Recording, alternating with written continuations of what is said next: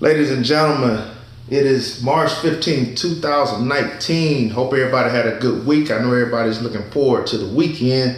I had a great weekend. I've been looking forward to this weekend as well. Do me a little fishing and everything. But welcome to the Sports Talk Show, Say What You Need to Say. My name is Gary Chicken Ingram. Been getting some great calls in from some people, been having some great discussions on some topics, and we back at it again. And tonight we're going to be discussing a few topics I think a lot of people are going to really enjoy. We're going to talk about the Cleveland Browns. We're also going to talk about travel baseball that's involving these young kids and high school players, and we're also going to talk about the Carver High School boys and girls state champions in basketball. But as we all know, we always have a caller that calls in to discuss these topics with it, and we already have a caller on the line right now. This caller is calling out of Columbus, Georgia, my old hometown stomping grounds. We got a Mr. Morty Askew on the line. Mr. Morty Askew, are you there? How you doing, Mr. Ingram? How you doing, sir? How you doing? Hey, man, I appreciate you calling in on the show today. Doing great. Hey, these topics tonight, you know, I'm from Columbus, Georgia, so when we hit that last topic about the Carver basketball team, the boys and girls, that's going to be exciting. But how you doing down there in Columbus? Doing great. Good. Are you a football fan? I'm a fan of all sports. Oh, that's outstanding, because we're going to touch on 3 different sports tonight on Say What You Need to Say. Now, the object of this show is to say what you need to say, but keep it clean. But I'm giving you an opportunity, and anybody else that calls in, to say what they need to say about the topics that we're talking about. But we're going to go right into the topics tonight. The first topic, we're going to talk a little bit of NFL football. We're going to talk about the Cleveland Browns. What do you got on the Cleveland Browns? Cleveland did a lot of signing and trading. They bolstered their roster. Cleveland might be must-see TV in the future. Hey, yeah, go ahead. They might be must-see TV this season. You said must-see TV? But with some concerns, though. Well, guess what, Mr. Askew? I'm gonna give you some information about these 2019 Cleveland Browns. I'm pretty excited because, to be honest, Cleveland has, as everybody been saying, they've been the laughing stock of the NFL for quite some time, man. They hadn't made the playoffs in 17 years, man. Oh my God.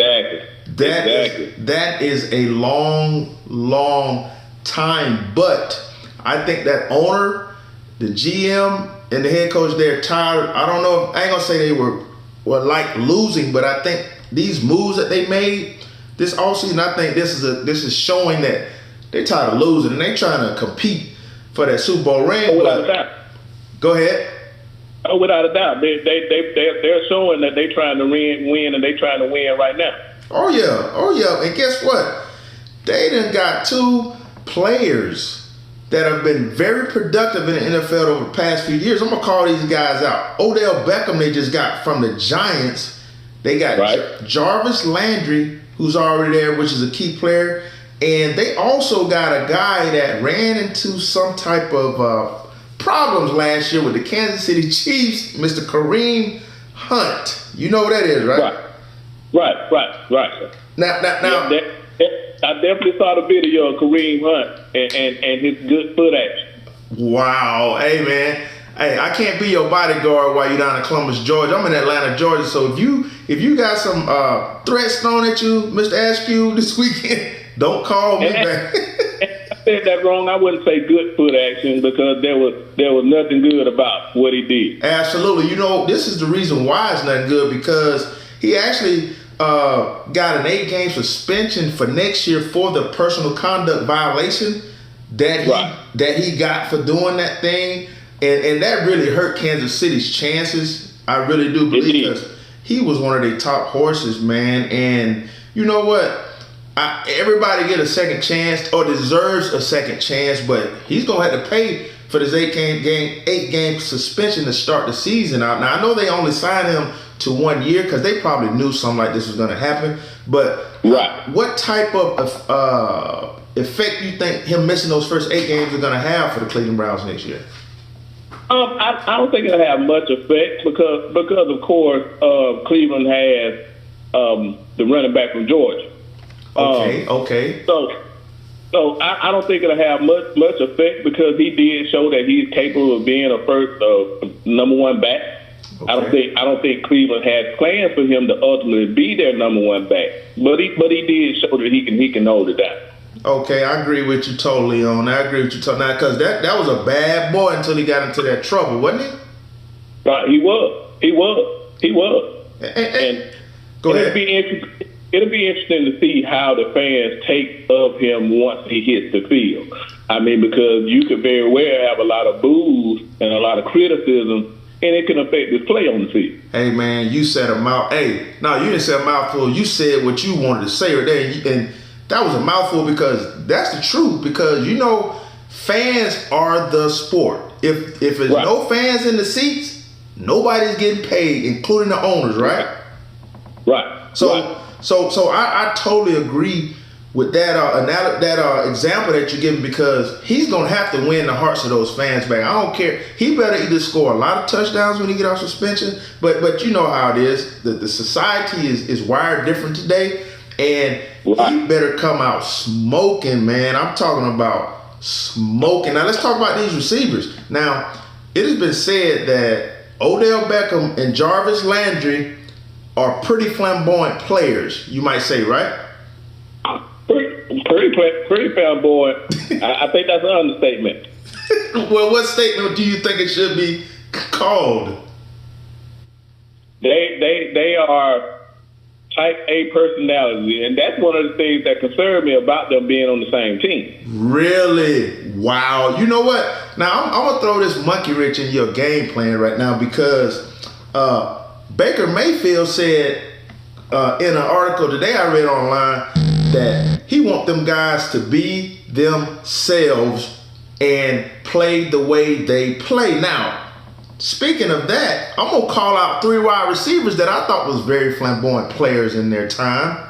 And they were winners, and all 3 of them are in the Hall of Fame. We're going to say Michael Irvin, Jerry Rice, and Randy Moss. Do you agree? I agree. But there's a common thread when you talk about those guys. What's the common thread, Mr. Morty Askew? They did not play on the same team with each other. You know what? I shouldn't have said what I said because you got me on that one, man. But I'm just going about the type of player they was, not them playing on the same team. Because if you look at it, those guys were flamboyant. They were they were cocky. They talked trash. And sometimes, now I will say Jerry Rice was a little bit more conservative with his actions. But those other 2 guys, Michael Irvin and Randy Moss, hey, that was some trash talking receivers right there. What you think? They were, and they backed it up on the field without a doubt. You just took the words out of my mouth because I was about to say they talked the talk, but they walked the walk. Another guy was Terrell Owens, but you know to be the best, you gotta kind of have some cockiness. You gotta kind of have some I'm the best attitude when you're out down that field because everybody else on that field, they trying to be as good as you, right? Right. So since you said these 2 guys on the same team, what type of problems you think that the Browns are gonna have with them being on the same team? I mean, what you typically see, number one, it'll start with Baker Mayfield. Correct. Because Baker Mayfield will make every opportunity to get the ball to them as much as possible. Correct. And in an effort to do that, you're going to see mistakes. You're going to see forced passes. You're going to see receivers complaining that they were open and they didn't get the ball. So he'll start forcing the ball. So watch throughout the season that his interceptions go up. Wow. And with the receivers, with both of them, if say Jarvis Landry is catching more passes than Odell Beckham, of course the tantrums will start. I need the ball. Let me ask you this. Who's the better receiver if you just had to pick one? You know, a lot of people just forget that they were on the same team at LSU, which just goes to show you how that offense just was being held back. I would definitely say Odell Beckham was the better receiver without a doubt. Jarvis Landry just doesn't have that separation. He's more of a strength receiver. He's strong. He can deal with jams. He'll push you off and those things. He's hard to tackle. Wow. Where Odell Beckham, he just has that separation, and he has probably the best hands in the NFL. Hey man, I can't argue with you with that, Mr. Askew. But the one thing that I will say, you mentioned the key guy in this, and it's the quarterback, Baker Mayfield. And you know what? Since we're talking about the Cleveland Browns has had some pretty bad luck over the years with quarterbacks, right? Right. I mean, they had Bernie Kosar. Matter of fact, I think Bernie Kosar might have been the best quarterback since Baker Mayfield. They had Tim Couch. They had a few other guys, but Money Manziel was the one before Baker Mayfield, and I thought, which everybody else thought, Money Manziel was going to be a good fit, but as we see, he didn't make that come to fruition during his time in the NFL. But I think Baker Mayfield has the mindset, man, and he showed it last year that he did. Even if he has two receivers like this, flamboyant receivers, I think he's going to make that work, man. I'm going to give you a few other stats. You know, last year they finished the 2018 season with a 7-8-1 record. I don't think they did that bad, man. What you think? They played pretty decent ball, didn't they? They did. And this year, what's going to help them is that their division is terrible. Pittsburgh has lost so many pieces. Yeah. I mean, Le'Veon Bell, Antonio Brown. Yes. The Baltimore Ravens has lost a lot of pieces. There are a lot of pieces on defense and the quarterback, but they do have the quarterback from Louisville. So, but they should cakewalk through their division. They really should. Hey man, you got a cheat sheet in front of you because you're making some real good sense tonight. You saying exactly what is needed to be said, and the listeners, I hope you taking it from Mr. Askew because he making some very valid points. And you know what? Cleveland had won 10 games since 2007. That's a long time, man. And you know what? Yeah, long. Go ahead. It's a long time. That's a long time. But you know who I think is gonna help this team once he get off his suspension? It's gonna be that Kareem Hunt guy. You want me to tell you why? Because that running game opens up the passing game, correct?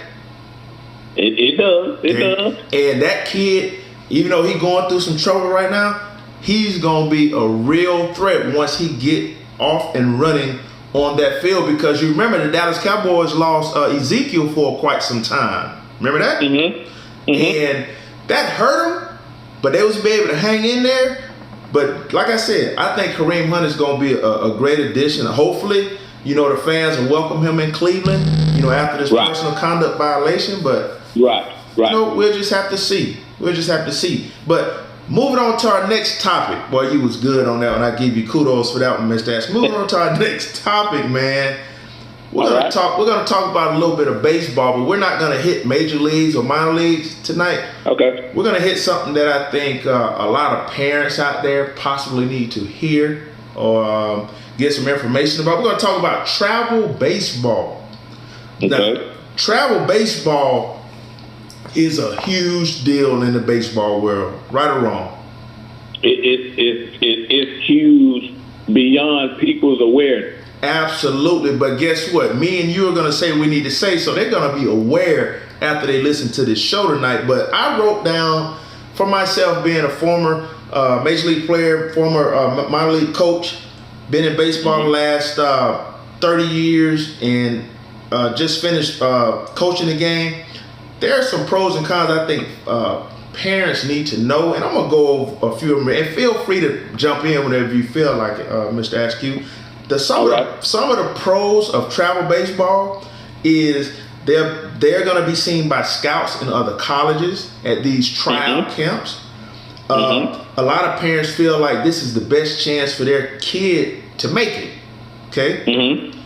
A lot of them feel like if they play more, they get better. A lot of parents feel like they will make it to the major leagues if only they play travel baseball. And I just touched on a little bit of them. And what are your thoughts on some of the pro? What you got any other pros that you can add to the travel baseball things? Because I'm gonna go with some cons in a few minutes. But you got any other positives that could be added to this list? I mean, obviously, players are going to get better because one thing about travel baseball, you're going to always be playing against the best of the best. Okay. Where you won't necessarily get that with your high school team. Okay. And there are two sports that have, as far as recruitment, there's two sports that have totally went to the travel circuit, and that's baseball and basketball. You're right. High school athletes are not recruited from their high school teams anymore.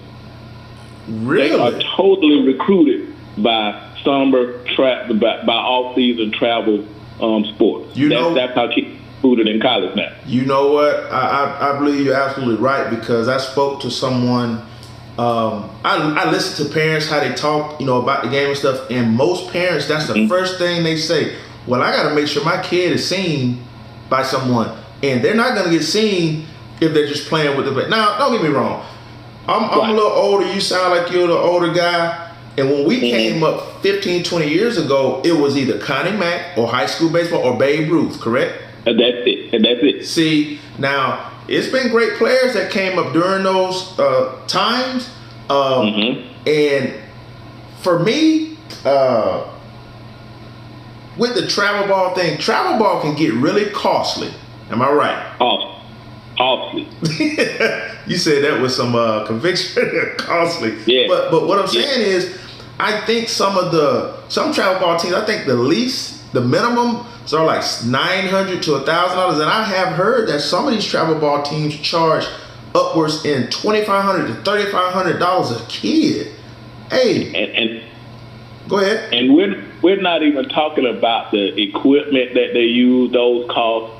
We're not even talking about the travel expenses that the parents incur as far as the room every weekend. It's a lot.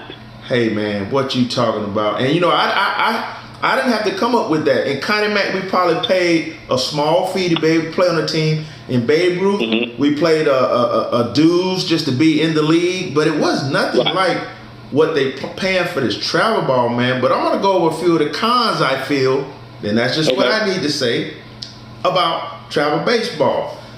Some of the cons are, I think that they're playing too much baseball year round. They also can get burned out. Some kids that I heard discuss travel ball say they don't like playing baseball anymore because of so much baseball. And the last one, you got to deal with these injuries that these kids be getting at a later date when they actually need to be playing. And the reason why I say these are some strong cons about this, because I do remember, it might have been last year, the year before, I think some of the sports analysts was talking to John Smokes about travel ball. And I think... Right. I think I saw that. Yeah, and I don't want to say the wrong thing, but I think John Smokes was kind of against it because he said the body needs rest. He did. He said that. And they making kids throw curveballs at very early ages when they shouldn't be throwing them. And what that does is put stress on their elbows and create injuries. What are your thoughts on that? I mean, you see kids going in for Tommy John surgery at younger and younger ages now. Oh, yeah. And I feel, do you feel like too much of baseball, playing it year round, is a cause for that? I think so. I think so, because no matter what you do, whether you're practicing, whether you're actually playing in a game, I mean, your arm is being utilized just every day, inning after inning after inning, or whether it's practice after practice after practice, and everybody's body needs rest. Absolutely, man. You couldn't have said it no clearer and no better than that, because, and the one thing is, it's kind of hard to get the parents to see the cons, because, don't get me wrong, if I'm a parent and my child is out there, I want my child to be one of the best players on the field. I want my child to be a Major League Baseball player, and I want my child to be the best. And sometimes some parents have to step back and really look at the big picture, because to be honest, if you think about it, back in the 50s and 60s, those guys didn't really work out like they quote unquote work out now. And if you go back to the injuries, guys didn't get injured, did they? Right.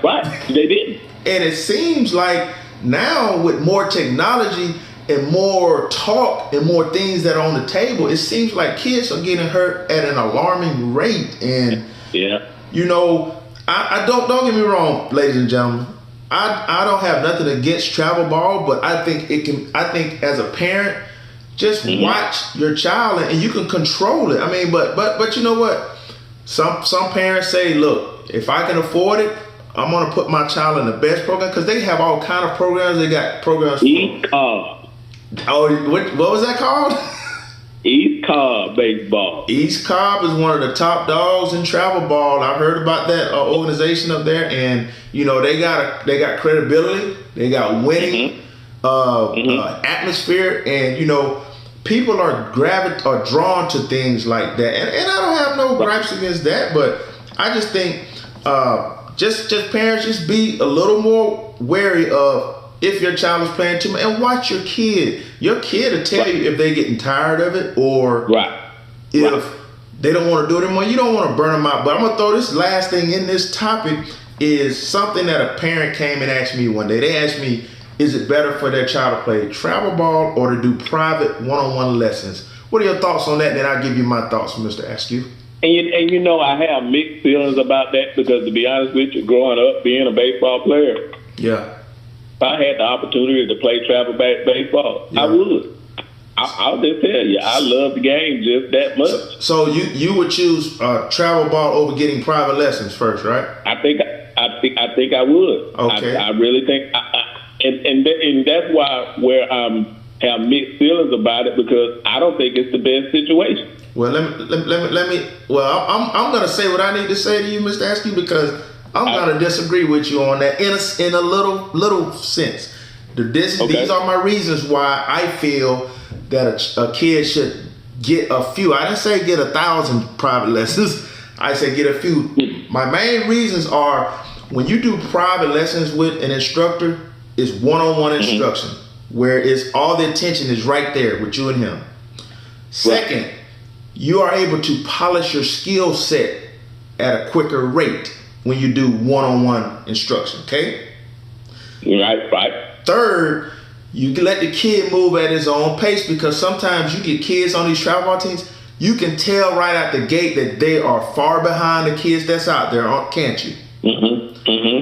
And last, once that kid polishes skills, you know what he's gonna do? He's gonna look better and is gonna compete better with the better competition that's on the field. Because I have gone to a few travel ball games, and you always can tell the kids that are polished and the kids that are unpolished. And you know what that can do to a kid if he's on a team or playing against teams that kids are just more dominant than them. That, number one, takes their confidence away, and that make them not want to go out there and compete with those guys. But I'm just saying, if your kid is pretty bad at fielding, do some fielding lessons. If he's bad at hitting, do a few hitting lessons. You don't have to break the bank to do that. But in my opinion, of what I'm trying to say is, I think that'll be good for you to just try to get a few lessons first. And some kids are just athletic and they just figure it out. They do. You know what I'm saying? So it could go either way. But you got any more things you want to say about this travel ball situation? Because you sound like a parent that knows quite a bit about this. I think we touched on every aspect of it. I mean, and like I said, it's just different and various opinions about it. Absolutely. But you know what? The one main factor that's going to stay positive in that is the parent is always going to support their child in whatever sport they want to do. And if the child wants to play year round and the parent decides, hey, go for it. I'm not telling parents not to, but just be careful and not burn your child out. That's all I'm saying. So next topic for tonight, and last topic. You from Columbus, Georgia, correct, Mr. Askew? Correct. Hey, and we got a high school by the name of Carver High School. Hey man, these boys and girls the basketball teams, they have made history. They did. And what I mean by that is that on Friday, March the 8th, 2019, the Class 4A varsity boys and girls have won the state championship for Carver High School. And the boys, this is only their second title since 1971. And the girls, this is their first title in their history. Hey, man, I'm so happy for them. Let me throw out a few of the stats that some of these kids put on that court, and then I'm gonna let you dive right in to tell us what you think about this. Man, the Lady Tigers were 32-0 this year. That is unbelievable. They beat Spalding down at the championship, and the boys beat American Sumter to take the hardware back home to Columbus. That's correct? That's correct. Hey, for the girls, Olivia Cochran, she had 15 points, 11 rebounds. Kiona Gaines had 11 points. Sadrea Mabry had 10 points. Jalen Shaw, she had a double-double, 13 points, 14 rebounds. Man, them girls put it on. What you got on those Carver High School girls? I know you've been seeing them all year. Well, let me give you a little insight. Please, Olivia Cochran, just a junior. What? And this week, on Monday, I want to say it was Monday night, she had a visit from the University of South Carolina's coach Don Staley at her home. Wow. And the next night, she had a visit from the University of Kentucky's head coach. Hey, man, when you're throwing up 15 points and getting 11 rebounds, you're going to get some calls. That's it. And Kiona Gaines is a sophomore. That makes every attempt, every game to dunk a basketball. Wow. Literally. So they are destined to win the championship again next year, without a doubt. How about that Jalen Shaw? She got a double-double, 13 points and 14 rebounds. What grade is she? I think she's a senior. She going to somebody's college, I'm pretty sure, after this year. Yeah. Oh, my goodness. How about that, ladies and gentlemen? Carver High varsity girls, they showing out down there in Columbus, Georgia, man. And I'm so proud of them, me being from Columbus, Georgia, for going down there and putting it on Spalding. Sorry, Spalding. But them girls was 32-0. That's a tough team to beat. Now over to the boys. Go ahead. They did. It was a great game. Wow. Oh, I bet it was. I wish I could have been there to see that. Now over to the boys. They beat American Sumter. Man, they beat them. They said they started off slow. It was a little rough, but they ended up taking it to the championship. AJ Watts had 19 points, 10 rebounds. Devin Flowers had 18 points, and Jalen King dropped in his 12 points to help them guys win their second championship in 1971. That's a long time, man. Good God Almighty. Yes, indeed. Yes, indeed. Wow. So if you had to say something to the Carver High School varsity boys and girls team, what would you say to them right now if they were out there listening? I mean, the city of Columbus is so proud of them to bring that home. Just wait to see what the city has in store for them. And just a great job, great season. Hey, I couldn't have said it any better than that, Mr. Askew. And, Carver High School, I hadn't been back to Columbus for a while, but I heard the school is an outstanding school. They rebuilt it. It looks nice. It looks great. Yes. And we are so proud to be able to say that we represent them and they represented us in the basketball championship. And I hope. I will tell you this about that game. A lot of people don't realize. Tell us. Those two teams in the same region. That was the actually fifth time they played this year. And going into that game, Carver was up 3-1. So wow. It's hard to beat somebody 4 times in one season. I agree with you 100%, Mr. Askew. Hey, man, and especially, like I said, I tell you what, if I knew a team that was coming to play us and they were 32-0, I'll be a little nervous myself. Yeah. That's all I can say, but hey, congratulations to the boys and the girls at Carver High School for bringing that hardware. Hey, we're proud of you guys, and make sure you get that hardware next year. So, Mr. Askew, we covered 3 topics tonight: the Cleveland Browns, travel baseball, and the Carver Boys and Girls Championship.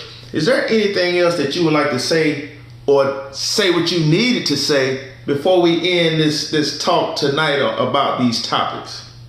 I love the topics. Looking forward to the next time, because next time we got to touch on the Luka Doncic versus the Trae Young, who was the real Rookie of the Year topic. That's a good one for me. Hey, well, guess what? like I tell all the other listeners, and I'm telling you right now, man, Mr. Askew, hey, leave comments on Facebook and YouTube, and leave the topics that you guys like to talk and discuss about, because on this show, we are all gonna say what we need to say it how we want to say, and that's what makes this show beautiful. Hey, Mr. Askew, I really do appreciate you calling in, man, and giving us your insight. You really open up some eyes and ears to some of the listeners out there, even myself, quite frankly. I started to give you the headphones and sit here and listen. Hey man, I appreciate you calling in, and call in again if you got any other insight. Appreciate having you, man. I appreciate being on the show. All right, talk to you soon. All right. Ladies and gentlemen, oh man, Mr. Morty Askew out of Columbus, Georgia. Hey, it's another call that was on his game, firm but fair, man. So, it was a great show tonight. Well, I'm going to get back with you guys again tomorrow on some different topics. We talked about the Cleveland Browns 2019 moves. They've been a laughing stock, but I think with these moves that they made, they are going to put it on some teams. They're going to surprise some teams. They got a nice running back in Kareem Hunt, and they got two powerhouse receivers that Baker Mayfield can target on a nightly or daily basis. Also, we talked a little bit about travel baseball, pros and cons, whether or not you should get your kids some private lessons, or have a little bit of more common sense on how much baseball they're playing year round, because like I say, sometimes these kids get burned out and they get tired, and then sometimes that causes injuries. And last but not least, we want to congratulate the Carver High School varsity boys and varsity girls for bringing that hardware back to Columbus, Georgia, to Carver High School, for winning the 4A state basketball championships. And again, like I said before, make sure you call in or leave your comments, leave a contact number or an email. My contact number is 706-464-0090, and my email is Gary, Garey, Ingram, INGRAM @yahoo.com. Thanks again, everybody, and we'll see you soon.